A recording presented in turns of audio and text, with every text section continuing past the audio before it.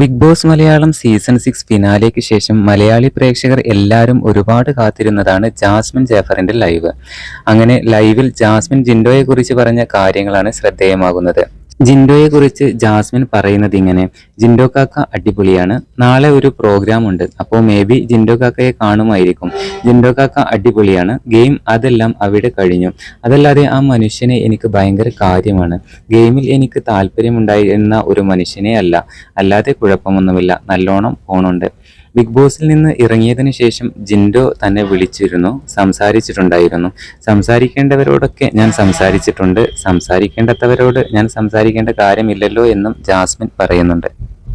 Big boss Malayalam season 6 നിന്നും second runner up ആയിട്ടാണ് ജാസ്മിൻ ജാഫർ വിടവാങ്ങുന്നത്. ടൈറ്റിൽ വിന്നർ ജിൻഡോയാണെങ്കിലും ജാസ്മിൻ ജാഫറിന്റെ പേരിലാണ് ബിഗ് ബോസ് മലയാളം സീസൺ 6 അറിയപ്പെടുന്നത് എന്നുള്ളതാണ്. പുതിയ പേരുകൾക്കായി നമ്മുടെ ചാനൽ ഒന്ന് സബ്സ്ക്രൈബ് ചെയ്യണേ.